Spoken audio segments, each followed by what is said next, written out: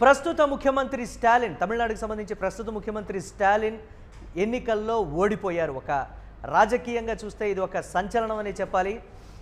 DMK అధినేత స్టాలిన్ ఓటమి అనేది తమిళ రాజకీయాల్లో పర్టికులర్గా డిఎంకే నేతలు జీర్ణించుకోలేనటువంటి పరిస్థితి. ఎందుకు డిఎంకే అధినేత స్టాలిన్ ఓడిపోయారు, ఓటమికి గల కారణాలు ఏంటి అని విశ్లేషించుకుంటున్నారు. దీనికి సంబంధించి కీలక నేత, ముఖ్యమంత్రి స్థాయిలో ఉన్నటువంటి వ్యక్తి ఓడిపోయారు అని అంటే ఏంటి, అసలు తమిళ రాజకీయాల్లో ఏం జరుగుతుంది? దీనికి సంబంధించి మరిన్ని అప్డేట్స్ మా కరెస్పాండెంట్ సత్య అందిస్తారు. సత్య, స్టాలిన్ అంటే మళ్ళీ ముఖ్యమంత్రి అవుతాడు అన్నటువంటి సర్వేల స్థాయి నుంచి ఓడిపోయినటువంటి పరిస్థితికి ఆయన దిగజారిపోయారనాలా, లేకపోతే ఓటమి పాలయ్యారన్నారా, అంచనాలు తలకిందులయ్యాయనాలా? తమిళ ఓటర్లు ఎప్పుడు ఏ విధంగా మొన్నటి వరకు కూడా దేవుడు ధీరుడు అని కొలిచినటువంటి వ్యక్తిని ఓటమి చవిచూసినటువంటి సిచ్యువేషన్ డిఎంకే కార్యకర్తలు తలెత్తుకోలేనటువంటి పరిస్థితి. నియోజకవర్గాల్లో కానీ ఎక్కడా కానీ ఈ అంశాన్ని ముందు అధికారంలోకి వచ్చామా రాలేదా అన్న సంగతి పక్కన పెడితే అధినేతే ఓడిపోవడంతో కార్యకర్తలు ఒక నైరాశ్యం అయితే నెలకొంది. ఏంటి అప్డేట్స్ ఏ విధంగా చూడాలంటారు?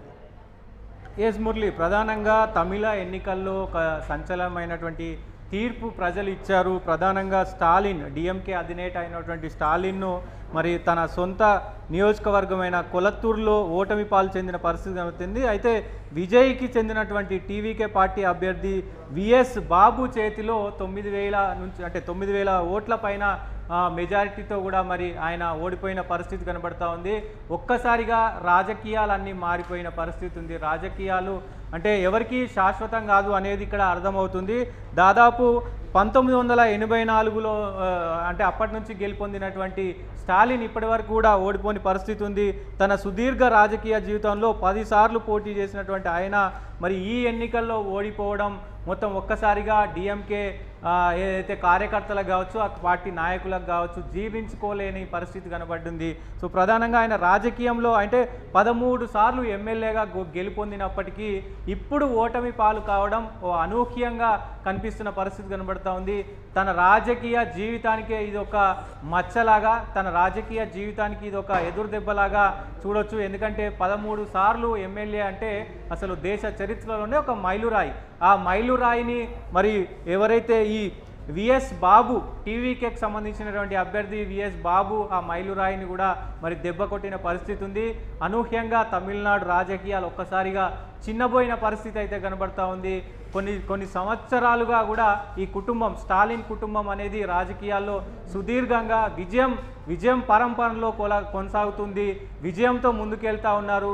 ఏ అడ్డు లేకుండా కూడా దాదాపు 10ల సంఖ్యలో అంటే 13 సార్లు దాదాపు 1984 నుంచి ఇప్పటి వరకు ఓటమి అనేదే వాళ్ళకు తెలియదు, వాళ్ళ ఫ్యామిలీకి తెలియదు. సో ఇప్పుడు 2026లో ఓటమి చవి చూశారు, జీర్ణించుకోలేకపోతున్నారు. సో ఇప్పుడే గవర్నర్ దగ్గరికి వెళ్తా ఉన్నాడు స్టాలిన్. అంటే ఏదైతే ముఖ్యమంత్రిగా మరి ఆయన రాజీనామా చేయడానికి గవర్నర్ దగ్గరికి అపాయింట్మెంట్ తీసుకున్నాడు. ఆయన వెళ్తున్న పరిస్థితి కనబడతా ఉంది. ఒక్కసారిగా ఆయన మొత్తం కూడా ఏదైతే ఇటు తమిళనాడు గురించి, తమిళనాడు ఎన్నికల గురించి అసలు ఆయన ఊహించలేదు. ఈ తరుణంలో ఖచ్చితంగా రిజల్ట్ ఉంటుంది, ఖచ్చితంగా నేనే విజయం సాధిస్తానంటూ కూడా ఆయన ధీమా వ్యక్తం చేశారు సుదీర్ఘంగా. ఎందుకంటే రాజకీయ అనుభవం ఉంది, ఫ్యామిలీ సపోర్ట్ ఉంది, 13 సార్ల ఎమ్మెల్యేగా చేసిన ఇది ఉంది, ముఖ్యమంత్రిగా చేశారు, అధికారం ఉంది, అధికారానికి సంబంధించినటువంటి బలం ఉంది, మొత్తం అన్నీ ఉన్నప్పటికీ కూడా మరి ఎప్పుడైనా అంటే అధికారం అనేది ఎవరికి స్వంతం కాదు అనేది ఇది ఒక నిదర్శనం. ఎందుకంటే ఆయన ఓటమికి గల కారణాలకు సంబంధించి ఏం చెప్తున్నారు డిఎంకే నేతలు? అంటే విజయ్ ప్రభంజనంలో టీవీకే అభ్యర్థి చేతిలో ఓడిపోయారని అంటున్నారా?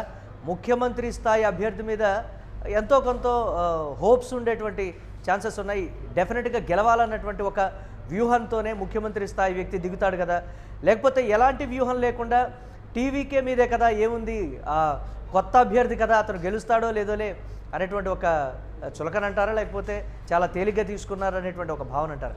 దాన్ని ఎలా చూడాలంటారు మనం?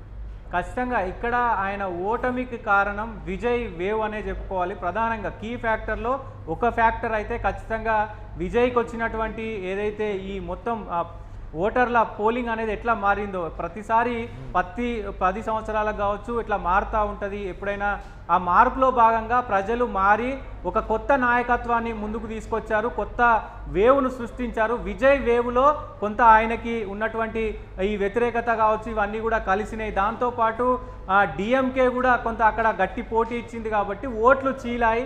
ఆ ఓట్లు చీలడంతో కూడా మరి ఆయన స్టాలిన్ ఓడిపోయిన పరిస్థితి కనబడుతుంది. ప్రధానంగా అయితే ఆయనకున్నటువంటి వ్యతిరేకత ఒకటి, దాంతోపాటు అన్నా డిఎంకే ఇచ్చినటువంటి పోటీ కావచ్చు, అలాగే విజయ్ వేవ్, ఈ 3 అంశాలపైన కూడా మరి ఈ ఓటమి అనేది వచ్చిందని చెప్పుకోవచ్చు. దాంతోపాటు ఆయనకున్నటువంటి మీరన్నట్టు కొంత విజయ్ పార్టీని చాలా తేలికగా తీసుకున్నారు. విజయ్ని అసలు లెక్క చేయలేదు. చాలా విమర్శలు కూడా చూసాం. అంటే సినిమాలో యాక్టింగ్ చేసినంత ఈజీ కాదు, సినిమాల్లో డైలాగులు కొట్టినంత ఈజీ కాదు రాజకీయం అంటే. రాజకీయం అంటే చాలా వేరే ఉంటుంది. మీరు ఏదైనా యాక్టింగ్ ఉంటే ఆ షార్ట్ మందమే యాక్టింగ్ చేస్తారు, కానీ రాజకీయాల్లో అలా ఉండదు. నిరంతరం ప్రజల కోసం కొట్లాడాలి, నిరంతరం ప్రజల్లో ఉండాలి అనే విధంగా కూడా ఆయన అవహేళన చేసి మాట్లాడిన పరిస్థితి ఉంది. సో కొంత లైట్ తీసుకున్న పరిస్థితి. మరి ఖచ్చితంగా విజయ్ని లైట్ తీసుకున్నారనేది కూడా ఒక అంశంగా తీసుకోవచ్చు. మరి ఆయనను లైట్ తీసుకోకపోతే కనుక మరి ఆ సీటు తన సొంత సీటును గెలిచే అవకాశం ఖచ్చితంగా ఉండేది. ఇంకొక వైపు చూస్తే ముఖ్యమంత్రిని ఓడగొట్టాలని చెప్పేసి అటు అన్నా డిఎంకేకి సంబంధించినటువంటి అభ్యర్థి కావచ్చు, ఇటు విజయ్కి సంబంధించినటువంటి విఎస్ బాబు కావచ్చు, వీళ్ళిద్దరు కూడా ఖచ్చితంగా ఇటు సీఎం మీద గెలిస్తే కనుక ఒక మార్పు ఉంటుంది, ఒక ఇది ఉంటుంది. కాబట్టి ఖచ్చితంగా రాష్ట్రంలో ఎవరికి తెలియని పేరైనా స్టాలిన్ ఓడగొడితే ఖచ్చితంగా మరి తెలిసే అవకాశం ఉంటుంది. కాబట్టి ముఖ్యమంత్రిని ఓడించాడు కాబట్టి క్యాబినెట్ లో కూడా తీసుకుంటారనే మాట కూడా వినిపిస్తుంది. ఎస్, డెఫినెట్ గా ముఖ్యమంత్రిని ఓడగొడితే ఆ క్యాబినెట్ హోదా కావచ్చు, మంత్రి పదవి కావచ్చు, రాష్ట్ర వ్యాప్తంగా ఆ పేరు అనేది ఖచ్చితంగా వినబడుతుంది. ఎందుకంటే మనం చాలా సందర్భాల్లో చూసినాం, ముఖ్యమంత్రులను ఓడగొట్టిన వాళ్ళకి ఖచ్చితంగా మంచి మంచి పదవులు ఇచ్చారు. తెలుగు రాష్ట్రాల్లో ఇంకా అది ఎక్కువగా ఉంటుంది. సో ఇప్పటికీ ఆ గుర్తింపు అనేది ఉంటుంది. క్యాబినెట్ హోదాలో కూడా ర్యాంక్ వచ్చే అవకాశం ఉంటుంది. కాబట్టి ఖచ్చితంగా ఇది ఒక కీ ఫ్యాక్టర్ అని చెప్పుకోవచ్చు మురళి. ప్రధానంగా ఈ 3 కీ ఫ్యాక్టర్లు పనిచేసినాయి. అన్నా డిఎంకేకి సంబంధించిన వాళ్ళు కొంత గట్టిగా కష్టపడ్డారు అక్కడ. దాంతోపాటు విజయ్కి సంబంధించిన వేవ్ అనేది కొనసాగింది. సో డిఎంకే స్టాలిన్ పైన ఉన్నటువంటి వ్యతిరేకత, ఈ 3 అంశాలు ప్రధానంగా మరి పరిగణలోకి తీసుకోవాల్సిన అవసరం ఉంటే, ఏదేమైనప్పటికీ సుదీర్ఘ కాలం పాటు దాదాపు 1984 నుంచి ఇప్పటి వరకు ఓడిపోనటువంటి నేత మరి ఏ స్థాయికి వెళ్ళినా ఒక ఎండింగ్ అనేది ఉంటుంది. ఎంత హైప్కి వెళ్ళినా. Right, okay, right. Thanks for update Satya. మొత్తం మీద డిఎంకే అధినేత స్టాలిన్ ఓటమిని కార్యకర్తలు, నేతలు జీర్ణించుకోలేకపోతున్నారు. ముఖ్యమంత్రి స్థాయి అభ్యర్థి ఓడిపోయాడు అని అంటే దీనికి సంబంధించి డిఎంకే పార్టీ పరిస్థితి ఏంటి? అన్ని నియోజకవర్గాలు అంటే టీవీకేని చాలా లైట్ తీసుకుంది అనేటువంటి ఒక భావన అయితే వ్యక్తమవుతుంది. చూద్దాం ఏ విధంగా ఉండబోతున్నాయి.